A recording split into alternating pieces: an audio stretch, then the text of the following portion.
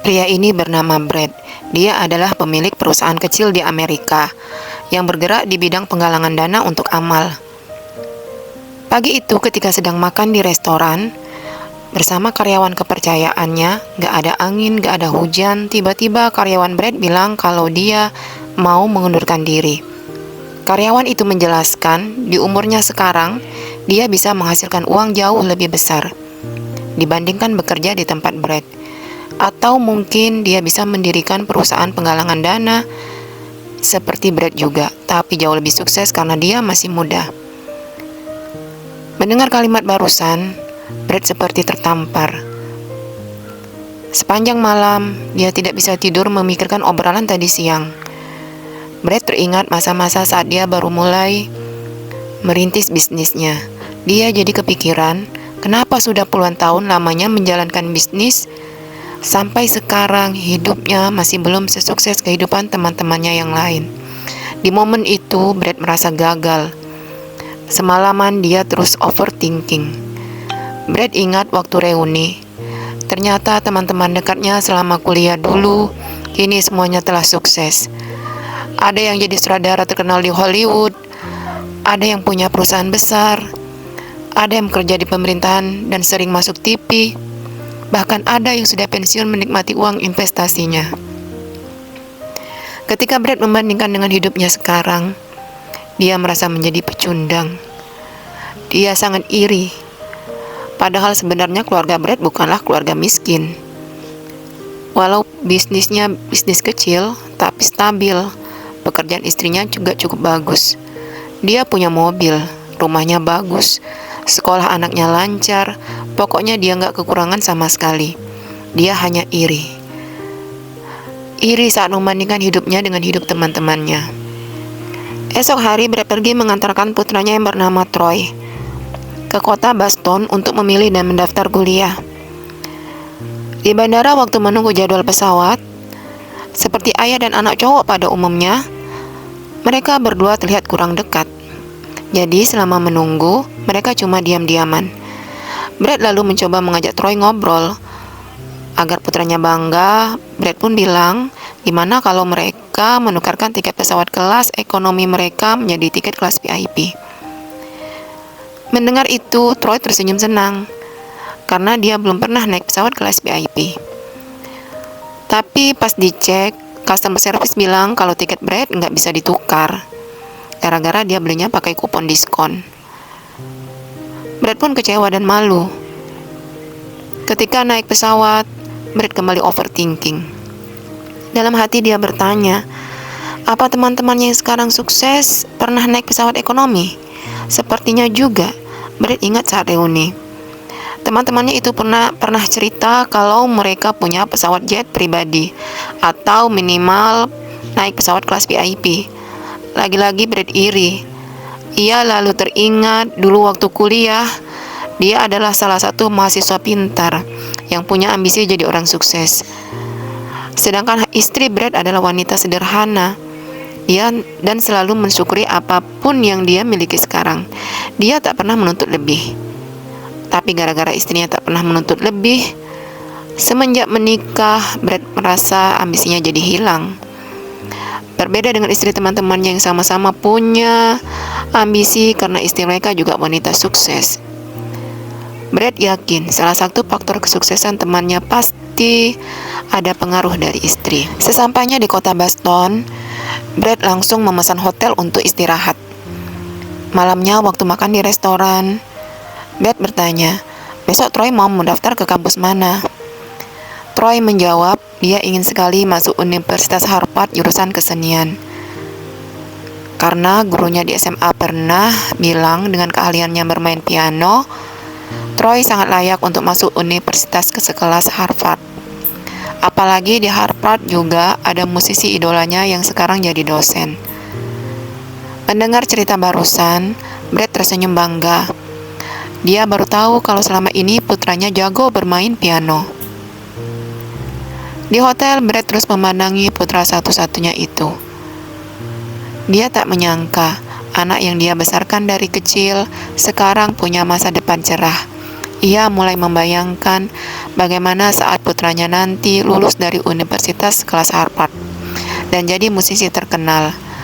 Brad yakin meski teman-temannya kaya, anak mereka belum tentu jadi anak hebat seperti anaknya. Seketika rasa iri dalam hati Brad seakan terobati. Esok hari Brad mengantarkan Troy wawancara pendaftaran di Universitas Harvard. Brad tak sabar menunggu bagaimana hasil wawancaranya. Tak lama kemudian, Troy akhirnya keluar. Namun Troy memberitahu kalau ternyata dia salah jadwal. Harusnya jadwal wawancaranya kemarin, dan sekarang pendaftaran sudah ditutup. Mendengar itu, Brad kecewa. Di luar gedung, Brad terus memikirkan bagaimana cara agar putranya tetap bisa masuk Harvard. Brad lalu menelepon sang istri dan bertanya, apa istrinya punya kenalan dosen, atau alumni, atau orang dalam yang bisa membantu memasukkan Troy ke Harvard. Istri Brad kemudian menyarankan bagaimana kalau minta tolong ke salah satu teman kuliah Brad bernama Craig, karena Craig bekerja di pemerintahan. Mendengar nama Craig, Brad bimbang. Dulu waktu pertama kali merintis bisnis amalnya, Brad pernah meminta Craig jadi investor. Tapi sikap Craig terasa seperti merendahkannya. Tak hanya itu, ketika Brad mengirim email untuk menanyakan kabar, Craig tak pernah membalas, seakan sudah sombong dan lupa teman. Setelah bertahun-tahun menjauhinya Brad, gengsi kalau sekarang harus minta tolong ke Craig lagi. Namun meski hatinya menolak, demi putranya bisa masuk Harvard, Brad terpaksa harus menelan gengsinya. Ia lalu menelepon salah satu temannya untuk minta nomor Craig. Di telepon itu, saat sedang basa-basi menanyakan kabar teman, Brad memamerkan kehidupan suksesnya. Kini dia tinggal di rumah besarnya di Hawaii, dan tinggal bersama dua pacarnya yang cantik. Rasa iri di hati Brad pun kembali muncul. Tapi sekarang bukan waktunya untuk iri. Setelah dapat nomor Craig, Brad langsung menelponnya. Sayangnya nomor Craig sedang tak aktif. Jadi Brad meninggalkan pesan suara dan meminta Craig menelponnya balik jika ada waktu. Besoknya ketika sedang sarapan di restoran, Craig menelepon Brad. Di situ menceritakan masalahnya di Harvard kemarin. Kemudian meminta tolong Craig untuk membantu putranya agar bisa tetap diizinkan mendaftar, walaupun jadwal pendaftaran sudah ditutup. Sebagai teman lama, Craig tak keberatan. Tak hanya itu, karena kebetulan besok lusa dia juga sedang ada urusan di Costa Boston, Craig pun mengajak Brad ketemuan dan makan malam di restoran.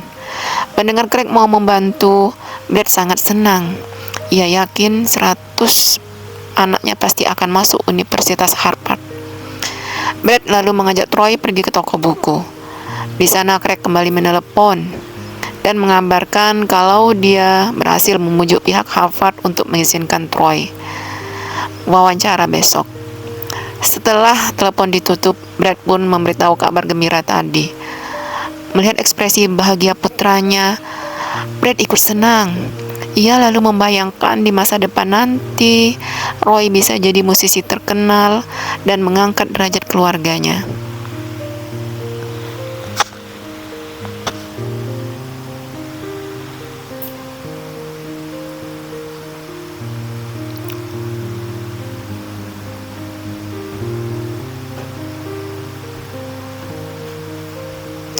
Tapi baru juga membayangkan hal indah, overthinking Brad kambuh. Ia membayangkan bagaimana jika sukses nanti Troy justru malah merendahkannya seperti teman-temannya. Atau yang lebih buruk, bagaimana bila masa depan nanti Troy gagal menjadi musisi terkenal dan cuma jadi pengamen jalanan. Dia takut karena kegagalan anaknya itu teman-temannya jadi semakin merendahkannya. Malamnya Troy mengajak sang ayah menemui kakak kelas di SMA-nya yang sudah masuk Harvard duluan. Tahun lalu, namanya Anaya. Roy cerita, dulu dia dan Anaya juga pernah jadi satu tim orkestra di acara amal. Mereka bertiga kemudian makan malam bersama di restoran. Di sana saat sedang mengobrol, Brad kagum dengan kecantikan dan aura cerah yang terpancar dari wajah wanita itu. Di tengah obrolan, teman Anaya bernama Maya datang lalu ikut bergabung. Melihat dua wanita cantik penuh semangat di hadapannya, Brad hanya diam terpesona. Dia ingat dulu waktu pertama kali bertemu. Istrinya juga punya aura cerah seperti mereka. Pokoknya penuh gairah. Namun setelah bertahun-tahun menikah, gairah itu sekarang sudah redup. Brad lalu teringat teman yang dia telepon. Waktu minta nomor Craig kemarin, temannya bilang kalau dia tinggal di rumah mewah di Pulau Hawaii bersama dua pacar cantiknya. Seketika pikiran liar Brad pun muncul. Jika seandainya dia sukses dan punya banyak uang, pasti dia juga bisa punya dua pacar cantik seperti temannya. Dan seandainya dia ingin kedua pacar cantiknya itu seperti Anaya dan Maya, bukan seperti istrinya di rumah. Selesai makan, Anaya mengajak Brad lanjut ngobrol ke bar seberang jalan bersama teman-teman mereka. Mendengar ajakan itu, dalam hati Brad ingin sekali ikut. Tapi karena Troy belum cukup umur dan besok harus wawancara pendaftaran, Brad terpaksa menolak tawaran Anaya. Di hotel setelah Troy tidur, Brad diam-diam pergi ke bar menemui Anaya. Di bar, mereka berdua pun mengobrol panjang lebar selama berjam-jam. Gara-gara mabuk, Brad jadi curhat tentang hidupnya yang sangat menyedihkan dibanding dengan hidup temannya yang sukses. Brad berharap dengan dia curhat, Anaya mungkin akan menyemangatinya seperti istri teman-temannya, bukan seperti istrinya di rumah. Namun di luar dugaan, Anaya justru tak terlihat simpati sama sekali.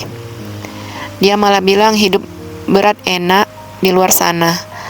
Ada banyak sekali orang yang hidupnya jauh lebih miskin, bahkan sampai kesulitan makan. Bisa jadi orang yang Brad anggap hidupnya sempurna, ternyata punya banyak masalah besar. Jadi jangan terus-menerus membandingkan diri kita dengan kesuksesan orang lain. Jangan samakan kehidupan kita dengan olahraga yang harus bersaing untuk menang. Karena hidup bukanlah kompetisi. Mendengar ucapan wanita muda itu, Brad hanya terdiam. Sebelum berpisah, Anaya mengundang Brad untuk menonton konser musik orkestranya besok malam. Keesokan paginya, Brad mengantarkan Troy menemui dosen Harvard sekaligus musisi idolanya untuk wawancara. Sambil menunggu, dia tak lupa mengabari istrinya tentang kondisi Troy. Sekarang tak lama kemudian, setelah semua proses selesai, Troy memberitahu berkat bantuan orang dalam yang ayahnya hubungi, dia jadi disambut dengan baik dan yakin akan diterima. Brad sangat senang. Akhirnya, putra kebanggaannya bisa kuliah di universitas bergengsi. Mereka berdua lalu pergi mendaftar ke Universitas Tufts juga untuk berjaga-jaga bila seandainya pendaftaran Troy di Harvard gagal. Di sana Brad cerita kalau Tufts adalah universitas tempatnya dulu kuliah. Ketika Troy sedang berkeliling, Brad mampir ke suatu ruangan untuk menyapa dosen pembimbingnya dulu. Namun ternyata Brad diberitahu kalau dosen pembimbingnya itu sudah meninggal. Brad pun shock. Kenapa tak ada yang mengabarinya? Dia merasa teman-temannya pasti menjauhinya karena tak sukses mereka. Dan tak mengabarinya karena menganggap dia bukan orang penting. Malam hari di hotel, Brad bersiap-siap menemui Craig. Waktu sampai di restoran, pelayan memberikan Brad meja dekat pintu dapur yang berisik suara orang lalu lalang. Tak lama kemudian, Craig datang. Melihat orang penting seperti Craig, pelayan menyambutnya dengan ramah dan memberikan meja spesial di tengah. Bahkan si pelayan juga menawarkan Craig minuman spesial. Setelah pelayan pergi, dua teman lama itu mulai mengobrol mengenang masa lalu. Tak lupa, Brad juga berterima kasih karena Craig telah membantu Troy masuk universitas paling terkenal di dunia. Menit demi menit berlalu, mereka berdua terus bertukar cerita. Hingga tiba-tiba obrolan mereka berubah. Mereka mulai membicarakan kabar teman-teman lain yang sekarang sudah sukses. Sambil tertawa sombong, Craig mulai membongkar satu persatu aib rahasia para sahabatnya itu. Craig cerita sebenarnya yang sukses cuma dia sendirian, sedangkan teman-teman lainnya hidupnya tak seindah yang Brad bayangkan. Masalah mereka besar-besar. Ada yang hampir dipenjara karena penggelapan pajak. Ada yang anaknya sakit parah dan kalau tak segera dioperasi, maka akan meninggal. Ada yang investasinya di kota gagal, lalu kabur ke Pulau Hawaii. Dan pesawat pribadi yang sering mereka pamerkan sebenarnya bukan pesawat mereka sendiri, tapi pesawat dari uang perusahaan yang mereka gelapkan. Mendengar semua cerita Craig, Brad kaget tak percaya. Di momen itu, Brad terus menanggapi obrolan Craig, tapi pikirannya memikirkan hal lain. Dia merenung. Selama ini dia berpikir kehidupan teman-temannya sempurna, namun punya karir sukses dan punya banyak harta. Ternyata bukanlah kesempurnaan hidup. Kini Brad mulai berpikir, Craig juga pasti punya aib rahasia yang dia sembunyikan. Seketika Brad seperti tertampar. Ternyata selama ini hidupnya baik-baik aja. Mungkin uangnya tak sebanyak mereka, tapi keluarganya bahagia. Dia tak punya hutang sepeser pun. Anaknya sehat dan akhlaknya juga bagus. Contohnya kemarin, waktu diajak minum-minum dengan dewasa, putranya berani menolak sendiri karena umurnya belum 21 tahun, sedangkan perusahaannya meski kecil tapi sudah puluhan tahun berjalan lancar dan punya banyak relasi baik. Di momen itu, Brad benar-benar merasa seperti orang bodoh. Hanya karena ingin terlihat sukses, dia sampai memaksakan segala cara agar anaknya bisa masuk Harvard. Bahkan dia sampai rela minta tolong ke teman sombong yang dulu pernah merendahkannya. Sampai detik ini pun, Craig tak pernah sekalipun minta maaf. Di tengah obrolan, emosi Brad meledak. Dia yang tadinya hormat pada Craig, tiba-tiba meluapkan seluruh sakit hatinya. Dengan penuh amarah, Brad langsung meninggalkan teman sombongnya itu.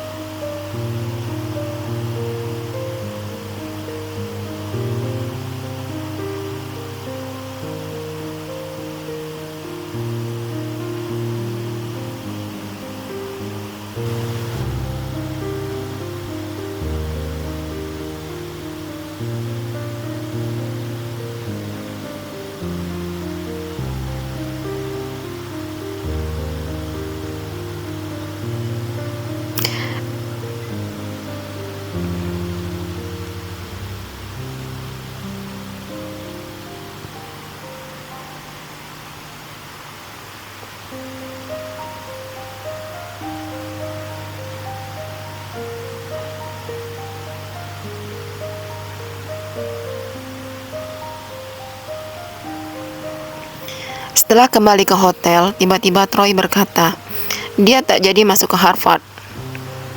Tadi sore saat berkeliling kampus ayahnya, dia merasa lebih cocok kuliah di sana. Dosennya baik, tempatnya nyaman, teman-teman yang belajar di sana juga ramah. Troy lalu bertanya, kenapa akhir-akhir ini sikap sang ayah terlihat cemas. Melihat kekhawatiran anaknya, Brad pun memberitahu semua isi pikirannya selama ini. Brad takut orang lain merendahkannya dan menganggapnya gagal. Mendengar itu, dengan santai Troy cerita. Dulu dia juga sering merasa malu jika melakukan kesalahan di tempat umum, seperti jatuh kepleset, lupa nutup rating celana, dan hal-hal memalukan lainnya. Dulu dia mengira orang-orang yang melihat pasti akan mengingat kesalahannya itu sampai kapanpun, dan dia akan terus-menerus menahan malu. Tapi kenyataannya enggak. Meski kesalahannya memalukan, ternyata mereka tak terlalu peduli. Karena sebenarnya semua orang hanya sibuk memikirkan tentang diri mereka sendiri. Jadi sekarang Troy sudah tak terlalu takut lagi dengan apa yang orang lain pikirkan tentang dia. Dia berharap sang ayah juga sama. Daripada memikirkan pendapat orang lain, lebih baik memikirkan pendapat orang yang peduli dengan kita. Dan satu-satunya orang yang peduli pada Brad hanyalah Troy. Brad lalu bertanya, apa pendapat putranya itu tentang ayahnya. Sambil menahan malu, Troy menjawab, "Aku sayang ayah." Mendengar itu, Brad tersenyum. Ketika tidur, Brad merenung sambil memandangi wajah putranya, anak satu-satunya yang berhasil dia besarkan dengan baik bersama istri tercintanya. Kenapa dia harus membandingkan kehidupannya dengan orang lain? Padahal meski sederhana, hidupnya sendiri sebenarnya penuh dengan keindahan. Kini Brad sadar, hidup bukanlah kompetisi. Yang perlu Brad lakukan hanyalah menikmati dan mensyukuri setiap detik demi detik di hidupnya.